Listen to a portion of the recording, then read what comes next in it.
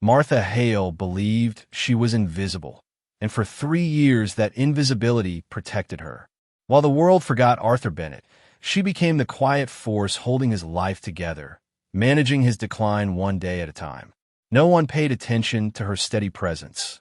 Not the neighbors, not the relatives, not the people who would later fight over his fortune.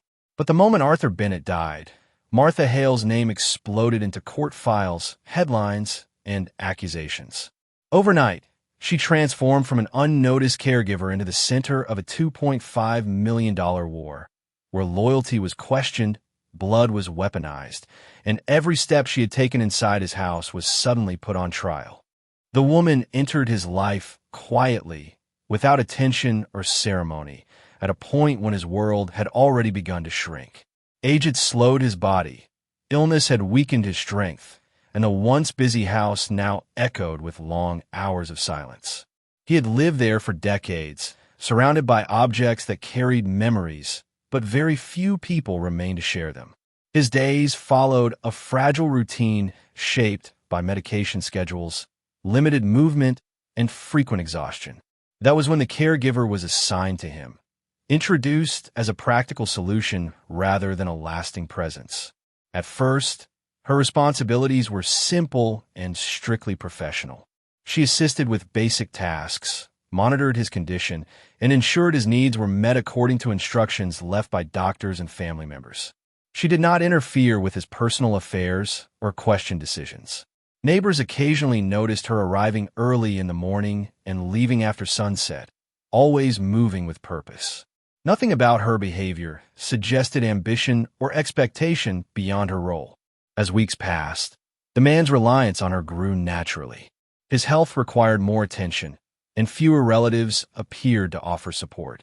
Visits from family became shorter and less frequent, often delayed or canceled entirely. The caregiver filled the gaps without comment.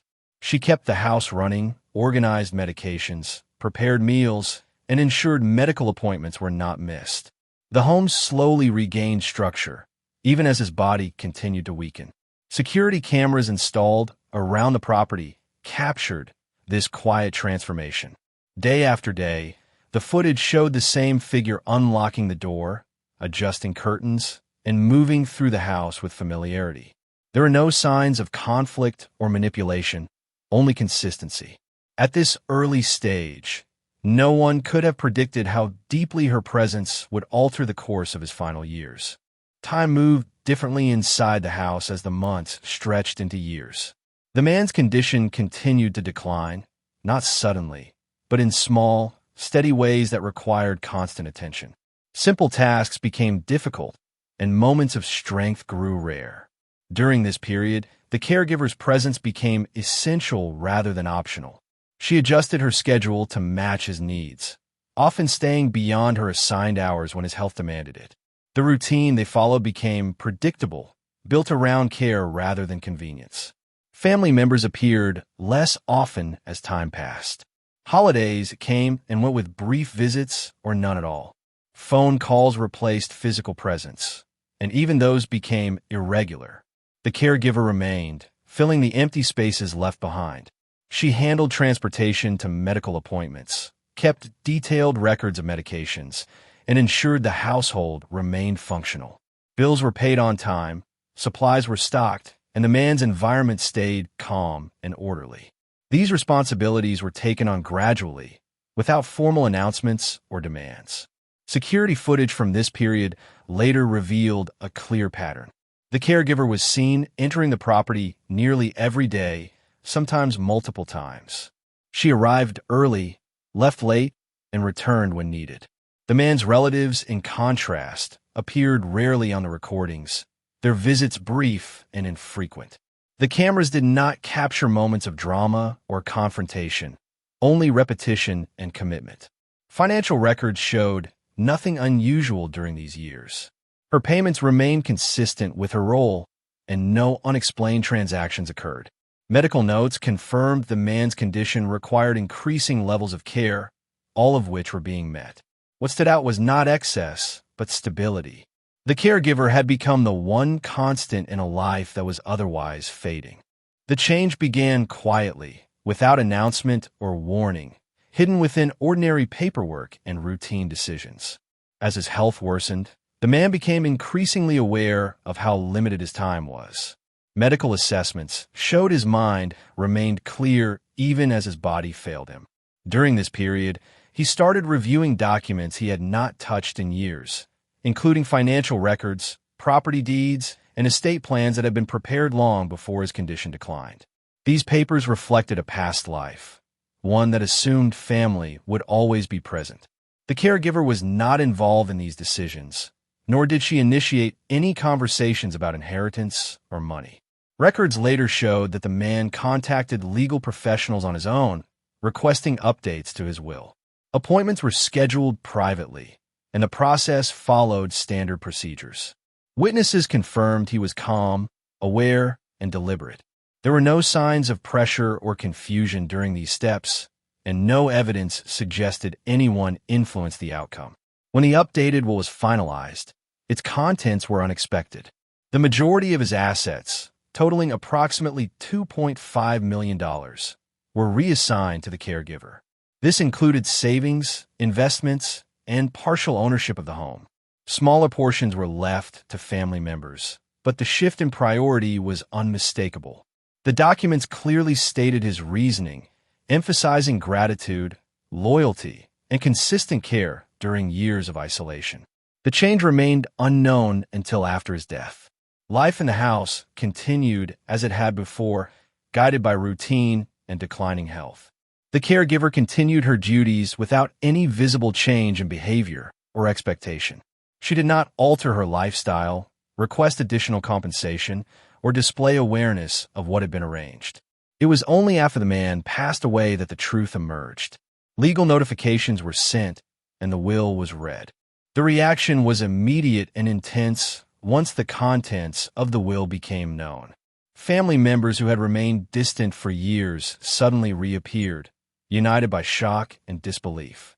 The decision made by the man was described as impossible, unnatural, and unfair. Within days, legal action was initiated to challenge the validity of the will. The caregiver's name became the focus of every complaint, suspicion, and accusation filed in court. Efforts were made to question her character and intentions. Her employment history was examined, her finances scrutinized, and her time in the household reframed as something calculated rather than devoted. Stories began circulating that suggested manipulation, emotional influence, and exploitation of a vulnerable man. None of these claims were supported by evidence, yet they spread quickly, shaping public perception before facts could be reviewed. The family took physical control of the estate. Locks were changed, access codes were reset, and the caregiver was barred from entering the home she had maintained for years. Personal items belonging to her were removed without notice. Documents and records she had kept were seized, limiting her ability to defend herself. In a matter of days, her presence was erased from the property as though she had never played a role in the man's life. Formal complaints followed, accusing her of undue influence and financial misconduct. Emergency court filings sought to freeze assets and delay any transfer of inheritance. The family argued that blood ties outweighed any form of service, regardless of duration or dedication. The case shifted from a private estate matter into a hostile legal battle. What was missing from their arguments was proof. Despite the intensity of their response, no concrete evidence surfaced to support the accusations. The caregiver remained silent, relying on records rather than emotion, while the family attempted to rewrite history. As the legal battle escalated, investigators began assembling a timeline that relied less on accusation and more on verifiable facts. One of the most critical sources of information came from the security system installed throughout the property. The cameras had been placed years earlier for safety, never intended to serve as witnesses in a courtroom. Yet they had quietly recorded daily life without bias, capturing movements, patterns, and absences with precise accuracy. When the footage was reviewed, a clear routine emerged. The caregiver appeared consistently, often early in the morning and late at night. Days passed without interruption in her presence. The recordings showed her performing ordinary tasks that matched medical logs and household records. There were no secret meetings, no signs of coercion, and no unusual interactions. Her behavior remained steady regardless of the man's condition or financial matters. In contrast, the family's presence was minimal. Weeks and sometimes months passed without a single appearance captured on camera. When they did visit, their time in the house was brief. The footage documented arrivals and departures that contradicted their claims of frequent involvement. These visual records quietly dismantled the narrative being pushed in court filings and public statements. The most important detail was what the cameras did not show. There were no moments where the caregiver restricted access to the man, interfered with visitors, or isolated him from others. Doors opened freely, and the environment remained calm. The man was never seen distressed or confused during interactions with her.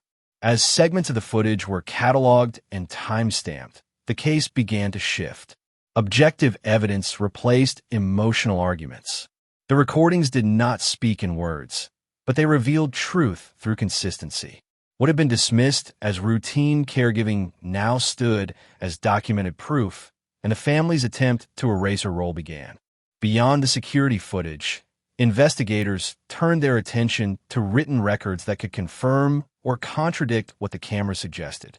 Financial statements were examined first, covering several years before the man's death. Every transaction was reviewed carefully, looking for sudden withdrawals, unusual transfers, or unexplained gifts. The results were consistent and uneventful. Payments made to the caregiver matched her agreed compensation and showed no signs of manipulation or secret enrichment. Medical documentation provided further clarity. Doctors' notes confirmed that the man remained mentally capable when major decisions were made. Cognitive assessments showed stable awareness, clear judgment, and no diagnosis that would have affected his ability to understand legal matters. Appointment logs demonstrated that the caregiver followed medical instructions precisely, ensuring treatments and medications were administered correctly. There was no evidence of neglect or interference. Handwritten notes found among the man's personal belongings offered another layer of insight. These writings, dated and organized, reflected gratitude and careful thought rather than confusion. He documented expenses, reminders, and future plans in steady handwriting. None of the notes mentioned pressure, fear, or doubt. Instead, they reflected appreciation for reliability during a time when he felt increasingly abandoned by those he expected to rely on. Legal professionals involved in the will revision submitted sworn statements. They confirmed the man requested changes independently and understood the consequences of his decisions. The caregiver was not present during consultations, and no irregularities were reported. Standard legal safeguards have been followed at every step. Together, these documents formed a clear and consistent record. Each piece supported the same conclusion drawn from the footage. The narrative of manipulation could not survive against timelines. As evidence continued to surface, the effort to remove the caregiver from the story began to collapse. Media attention grew once court documents became public and analysts started questioning the family's version of events. Reports highlighted the contrast between years of documented caregiving and the relative's long absences. What had once been framed as suspicious behavior now appeared to be commitment under difficult circumstances. Public opinion shifted steadily. Commentators discussed how isolation affects the elderly and how dependence often forms naturally with those who provide daily care. The case sparked wider conversations about loyalty, responsibility, and the meaning of family beyond bloodlines. The caregiver, previously described as an intruder, was increasingly seen as a stabilizing presence in the man's final years. The family's actions were examined more closely. Their sudden involvement after the man's death raised questions about motivation. Legal experts pointed out that challenges based solely on inheritance expectations rarely succeed without evidence of wrongdoing. Each failed attempt to discredit the caregiver further weakened their position and strengthened hers. The narrative changed from one of alleged exploitation to one of abandonment. Records showed extended periods where the man had no visitors other than the caregiver. Medical needs were met consistently, while emotional support came from the same source. This contrast was difficult to ignore and even harder to dismiss. Attempts to suppress information failed. CCTV clips, timelines, and documents continued circulating, reinforcing a consistent story. The family's claim that they had been pushed aside was contradicted by their own absence. Their strategy, built on erasure and accusation, unraveled as facts accumulated. By this stage, the case no longer belonged solely to the courtroom. It had become a broader reflection on how society values care versus entitlement. The final ruling brought an end to a conflict that had stretched far beyond money. After reviewing all evidence, the court upheld the will exactly as it had been written. The decision was based not on sympathy or opinion, but on documented facts that showed clear intent, mental capacity, and lawful process. The caregiver's inheritance was confirmed, and the family's challenges were formally dismissed. What had once seemed unthinkable was now legally undeniable. The outcome carried consequences beyond the transfer of assets. The family retained their name and public identity, but their version of events collapsed under scrutiny. Their absence during the man's final years was preserved in records that could not be undone. Attempts to erase the caregiver only strengthened the proof of her presence. Time, it turned out, was the most reliable witness. The caregiver did not celebrate publicly or seek attention. Financial gain did not erase the emotional toll of being questioned, isolated, and accused. Yet the ruling restored something more valuable than wealth: acknowledgement. Her role was officially recognized, not as manipulation, but as commitment carried out quietly over years. The man's final decision became the lasting message of the case. He had measured loyalty not by sheer blood, but by consistency during vulnerability. His wealth followed the person who showed up when others did not. The inheritance was no longer just money. It became a statement about value, care, and choice. As the story faded from headlines, it remained as a cautionary tale. It exposed how easily caregivers can be dismissed and how quickly absence can be forgotten until consequences appear. In the end, the truth endured through evidence, patience, and time. What could not be erased was the simple reality that presence, once proven, outweighs every attempt to rewrite the past.